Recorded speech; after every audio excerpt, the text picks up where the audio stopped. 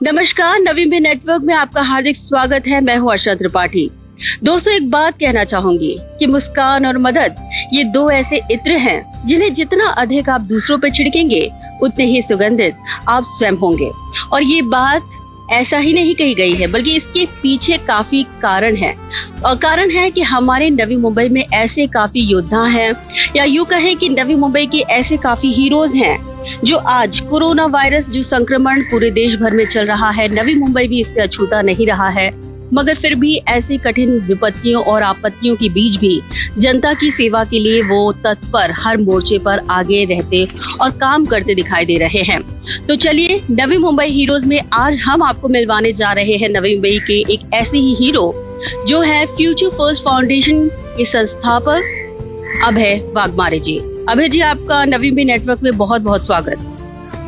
शुक्रिया बहुत। अभय, ये जानना चाहेंगे कि अभी कोरोना संक्रमण फैला हुआ है और चूंकि आज हर मोर्चे पर हर जगह जरूरतमंदों को मदद की जरूरत है, ऐसे में आप एक प्रोफेशनल क्रिकेटर होने के बावजूद आपका खुद का भी एकेडमी है, लेकिन फिर भी आज जो समाज सेवा के क्षेत्र में आप तत्परता से आगे दिखाई दे रहे हैं, किस प्रकार से ये शुरुआत की आपने और क्या सोचा था?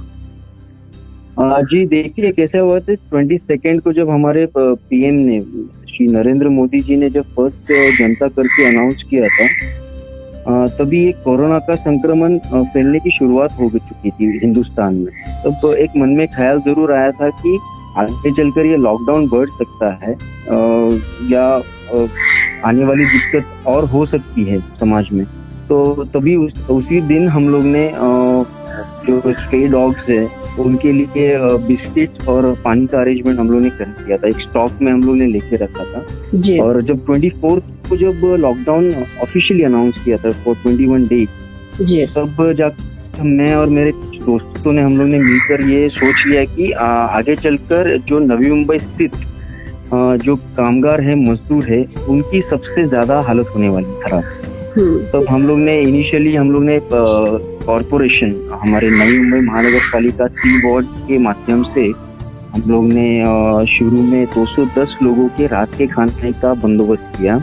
और ऐसे धीरे धीरे बढ़ते बढ़ते अभी हम लोग ऑलमोस्ट 450 लोगों के रात का खाने का हम लोग ने इनिशिएटिव लिया है टिल 3rd में। और भगवान ना करे कि आगे चलकर ये लॉकडाउन बढ़े, लेकिन अगर इनकेस अगर ये बढ़ भी जाता है तो we are capable and we are ready to serve ये जो मजदूर वर्ग के लोग हैं जो झोपड़पट्टी में रहते हैं और जिनका काम बंद पड़ा हुआ है। तो ऐसे लोगों को 2 वक्त का खाना कैसे ना कैसे तो मिलना चाहिए। तो हमारी तरह और भी ऑर्गेनाइजेशन जुड़ी हुई है जो दिन में खाना खिलाती है, और हम अल्टरनेट डेज रात को खाना खिलाते हैं ऐसे लोगों को। और हम लोग स्ट्रे डॉग्स को भी एज वेल एज हम लोग खाना खिलाते हैं। ये सबसे खास बात है कि हमने देखा है कि बेजुबानों को कोई याद नहीं करता और उनकी जो जरूरतों का कोई ख्याल नहीं रखता, लेकिन यहाँ पे स्ट्रे डॉग्स के लिए आप बढ़ चढ़ के आगे आए हैं। फ्यूचर फर्स्ट फाउंडेशन ट्रस्ट के माध्यम से आप बहुत सारी हेल्प कर रहे हैं शहर की काफी सारे स्ट्रे डॉग्स के लिए। उन तक पहुंचने के लिए या उनके लिए कुछ करने की ये आपको कैसे सोची, और आपको क्या लगता है कि ये जरूरी भी था क्या इस लॉकडाउन में? उनकी क्या अवस्था हो रही है स्ट्रे डॉग्स? जी बिल्कुल, क्योंकि देखिए, अगर हम जैसे फॉर एग्जांपल अगर हम लोग एक इंसान के तौर पर, अगर कोई इंसान अब भूखा भी है तो वो मांग सकता है जी, किसी को कांटेक्ट करके या किसी के सामने बोलकर वो कर सकता है। लेकिन बेजुबान जानवर ऐसे है कि वो ना किसी से बोल सकते, ना बात कर सकते, ना अपना जो अपनी भूख है वो जाहिर नहीं कर सकते। और जहाँ तक जितने भी रेस्टोरेंट्स थे, जितने भी होटल्स थे, जो बचा कुचा खाना इन स्ट्रे डॉग्स को दिया करते थे, अभी वो होटल्स और रेस्टोरेंट्स बंद हो गए, लोग नीचे आना बंद हो गए, कूड़ा कचरा फेंकना बंद हो गया है, लोग रास्ते पर आना बंद हो गए। तो ऐसे वक्त पर इन स्ट्रे डॉग्स का ख्याल रखना भी उतना ही जरूरी था। अगर उनको कुछ हो जाएगा तो कोरोना के साथ साथ और कुछ भी जो रोग फैलने की, अगर उनको कुछ हो जाए बेजुबान जानवर को, अगर वो भूख मरीज से अगर मरने लगे या तो वो सोच भी एक्चुअली नहीं अच्छी लगती है जो हम जिस पर बात कर रहे हैं। तो बिल्कुल। फिर ऐसा लग रहा था कि नहीं, एटलीस्ट हम लोग इनिशिएटिव लेना चाहिए। और मैं आपको बताना चाहता हूँ कि हम लोगों ने जब इनिशिएटिव लिया है, हम लोगों ने फिर फेसबुक पे, व्हाट्सएप पे, बाकी माध्यम से हम लोगों ने शेयर करना शुरू किया, तो काफी सारे लोगों ने मिलकर फिर वापस उन स्ट्रे डॉग्स के लिए करना शुरू किया। तो उसके लिए वो एक यानी अच्छा भी लगा कि चलो हमारा देखकर कोई और भी शुरू किया है, और फिर कंटिन्यूटी रहना भी चाहिए। देखो, बेजुबान जानवर भी हमारे इस धरती का एक हिस्सा ही है। बिल्कुल सही बात है। तो इसलिए फिर उनको हम भूखा नहीं रख सकते इस माहौल में, क्योंकि वो मांग नहीं सकते, वो जा नहीं सकते। जो कुछ मिल जाता है स्ट्रे डॉग्स के लिए, हम लोग जो रास्ते पर आते हैं उनको जितना मिलता है वो उतने में खुश रहते हैं। यही पहचान होती है एक असली हीरो की, जो सभी चीजों का बारीकी से न केवल ध्यान रखता है बल्कि हर टाइम हर स्थिति में हेल्प के लिए आगे आता है। अभय, सुना है मैंने आप प्रोफेशनल क्रिकेटर भी हैं और आपकी एक एकेडमी भी है। जी, थोड़ा उसके बारे में बताइए हमारे दर्शकों को, हमारे श्रोताओं को। जी, मैं डॉक्टर टी.वाई. पाटिल स्पोर्ट्स एकेडमी से क्रिकेट खेलता हूँ। मैं उधर का एम्प्लॉई हूँ। अच्छा जी। 2003 से मैं वहाँ पर एज अ प्रोफेशनल क्रिकेटर खेलता हूँ। Now I am playing A division for them. लेकिन हमारा क्रिकेट भी अभी बंद हो गया 14 मार्च से। जो हमारी टाइम शील्ड और बाकी सब टूर्नामेंट्स होने वाली थी प्रोफेशनल, वो भी बंद है। और साइमल्टेनियसली मैं एक प्रोफेशनल फिटनेस ट्रेनर भी हूँ, इंस्ट्रक्टर हूँ। तो मेरी एक बच्चों के लिए एकेडमी है, 2 एकेडमी, एक सेक्टर 29 में है और एक सेक्टर 6 में है, जो कि बच्चों के लिए मैंने शुरू की थी एक 5.5 साल पहले, 2014 में। ओके। सो इट्स अभी बच्चों का ख्याल रखते रखते वो एकदम मन में वो एक रहता है, क्योंकि मेरा बैकग्राउंड, मेरा फैमिली बैकग्राउंड भी थोड़ा सोशल एक्टिविटीज, पॉलिटिकल बैकग्राउंड है। ओके। तो वो बचपन से मेरे पिताजी को देखकर, उनको हीरो मानकर, उनकी सारी जो एक्टिविटीज जो मैं देखता था, वो अपने आप में अंदर एक समा गई थी। और सिर्फ उतनी बात नहीं है, हम नवी मुंबई का एक हिस्सा है। नवी मुंबई ने हमको इतना कुछ दिया है, नाम दिया है, पैसा दिया है, तो थोड़ा बहुत हमको भी वापस देना चाहिए। और ऐसे सिचुएशन में अगर नहीं देंगे तो फिर हम कब देंगे? बिल्कुल बिल्कुल बिल्कुल। ये फ्यूचर फर्स्ट फाउंडेशन की जब आपने शुरुआत की थी, ट्रस्ट की, उस समय आपने क्या दिमाग में सोचा था और कितने साल हो गया इसको बनाए हुए? जी देखिए, 2000 ये इसको लगभग 1.5 साल हो गया इससे शुरू होके जी। हमारे मतलब जो मेरे आइडल है श्री गणेश जी नाइक जी, मेरे डैड के डेथ के बाद मैंने उनको आइडल माना है, तो उनके हाथों से उनका शुभारंभ किया था मैंने जी। और जैसे मेरा भी एक सोशल बैकग्राउंड है, पॉलिटिकल बैकग्राउंड है। My dad was MLA, ex MLA. Okay. तो मेरा वो एक बैकग्राउंड रह चुका है। मैंने ये काफी सारी चीजें देखी है पिताजी के माध्यम से, तभी सोच रहा था कि हम लोग एक सोशल सर्विस, सोशल एक्टिविटी के लिए हम लोग ने एक संस्था शुरू कर दी चाहिए। तो अभी जैसे मेरे एकेडमी का नाम है फ्यूचर फर्स्ट एकेडमी, तो मैंने बोला पैरेलली उसी को रिलेटेड हम लोग future first foundation and initiative to happy India, तो मैंने उसका ऐसा स्लोगन भी रखा था। ओके, बेहतरीन है, हैप्पी इंडिया या an initiative towards happy India. Okay, तो ये आपका जो फैमिली बैकग्राउंड है, जैसा आपने कहा कि समाज सेवा के क्षेत्र से भी जुड़े हुए हैं, साथ ही साथ पॉलिटिकल बैकग्राउंड भी है, तो आपके घर का जो माहौल है वो कैसा रहा है? और क्या आप अपने फादर को अपने जीवन का एक बहुत बड़ा आइडल मानते थे पहले और अभी भी मानते हैं? क्या उनकी कौन सी बातें जो अभी भी आप अपने जीवन में लेकर आगे चल रहे हैं? जी बिल्कुल, उन्हीं को मैं आदर्श मानूंगा। सिर्फ समाज सेवा के लिए नहीं, बट एक ओवरऑल एक पर्सनालिटी में मेरे पिताजी निखर के आते थे। He was very down to earth. Power में रहने के बाद भी बहुत हम्बल थे। एंड दर्शक जानना चाहेंगे, श्रोता सुनना चाहेंगे कि आपकी फादर का नाम क्या है और उनके कार्यों के बारे में थोड़ा आप बताइए, और उनसे देखकर आपने क्या सीखा है वो भी बताइए। मेरे पिताजी का नाम धुंडीराम वाघमारे है और वो 10 साल इंडिपेंडेंट एमएलए रह चुके हैं मान कॉन्स्टिट्यूएंसी से, सातारा डिस्ट्रिक्ट। और हम लगभग 1984 से, यानी अभी ऑलमोस्ट 36 इयर्स हो गए हम लोग नवी मुंबई स्थिति है जी। हाँ, और मेरे पिताजी ने भी उनकी जो स्टडीज थी, बाकी के जो भी हायर स्टडीज थी, वो मुंबई से ही कंप्लीट की थी। जब डैड फर्स्ट टाइम इलेक्ट हुए तभी हम लोग फॉर्चुनेटली हम लोग वाशी में ही रहते थे। So he was very humble and very kind person कि वो हमेशा लोगों के, गरीब लोगों के बारे में ज्यादा से ज्यादा सोचते थे। जब वो एमएलए भी थे तभी उनके दिमाग में कभी, जहन में कभी ऐसे एक पावर का एक अलग रुतबा रहता है या अलग एक एटीट्यूड रहता है, वो बिल्कुल नहीं था। हमेशा सोसाइटी के टूवर्ड्स ही उन्होंने अपना काम किया है।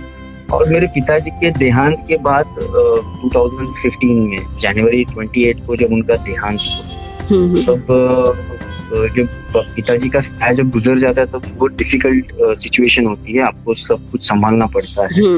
तो ऐसे सिचुएशन में मुझे आपके माध्यम से बताना मैं बहुत जरूरी समझता हूँ कि जो गणेश जी नाइक है हमारे नवी मुंबई के करता धरता, उन्होंने बहुत अच्छे से मुझे एक बेटे की तरह ही अपने नजदीक लिया, प्यार किया है। और देखो कोई ना कोई तो ये लिंक रहती है कि जब समाज सेवा की लिंक रहती है, पॉलिटिकली लिंक रहती है, तो आप किसी ना किसी को तो फॉलो करते रहते। बट मैं सोशली हमेशा, मेरे दो आइडल रह चुके, एक मेरे डैडी विंडराम बागमारे और एक श्री गणेश जी नाइक साहब, जिनको देख कर मैं हमेशा कुछ अच्छा, समाज के लिए कुछ अच्छा करने का हमेशा वो दिमाग में रहता है और वही हिसाब से करने की कोशिश भी करता हूँ। पता नहीं हर चीज में सक्सेस मिले नहीं मिले, लेकिन कोशिश तो 100% करता हूँ मैं।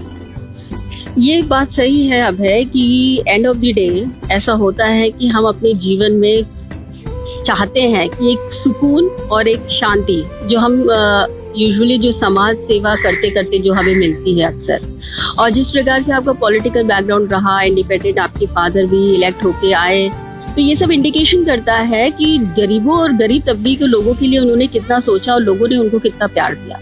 और वही आपके फादर की जो छवि है, उनकी खूबी है, उनके सिखाए हुए, उनके दिखाए हुए मार्ग हैं, वो भी आप अमल में ला रहे हैं और कर रहे हैं।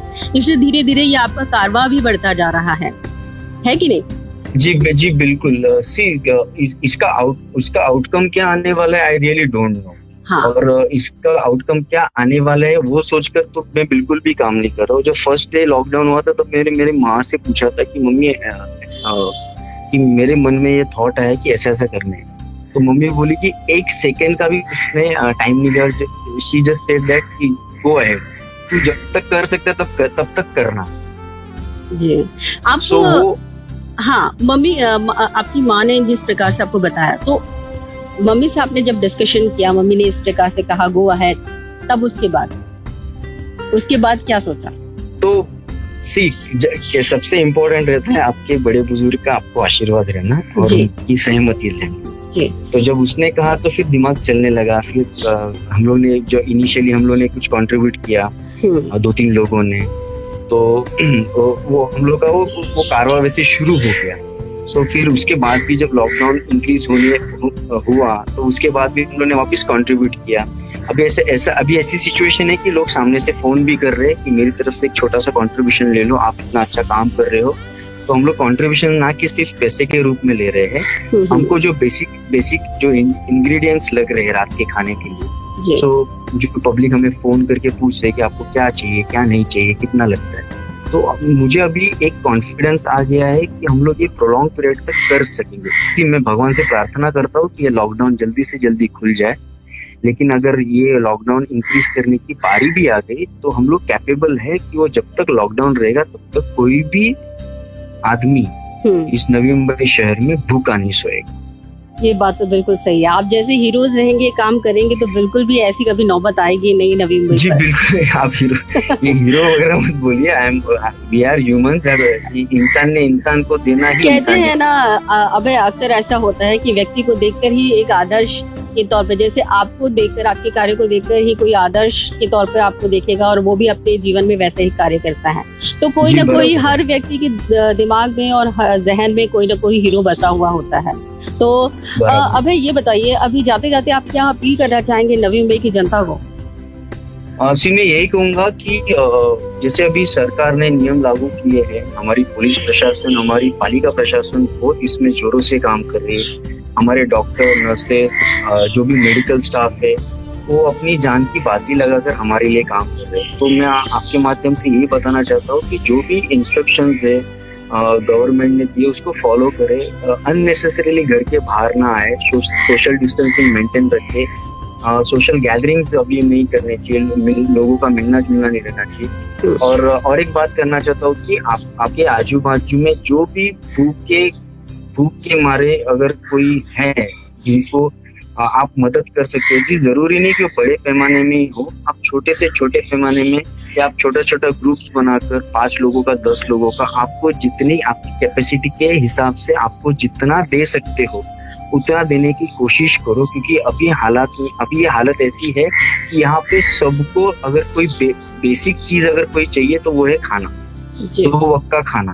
तो जैसे मिले, अगर हम हमारे घर में अगर 2 वक्त का खाना खा रहे हैं और हमारे पास कुछ बचता है, अगर हमारे पास सेविंग्स है उतने कि हम लोग उसको देने के बाद भी हम आगे आने वाले कल में हम लोग सरवाइव कर सकते हैं, तो मैं चाहता हूँ कि कुछ हिस्सा हम उनको भी दें, ताकि आने वाले कल में हम एक दूसरे के साथ जुड़े हैं, हम एक दूसरे के साथ है, ये एक लाउड मैसेज जाएगा थ्रू आउट द वर्ल्ड। हमारी नवी मुंबई यूनाइटेड है, ऐसे सिचुएशन में हम एक दूसरे के साथ खड़े रहते हैं।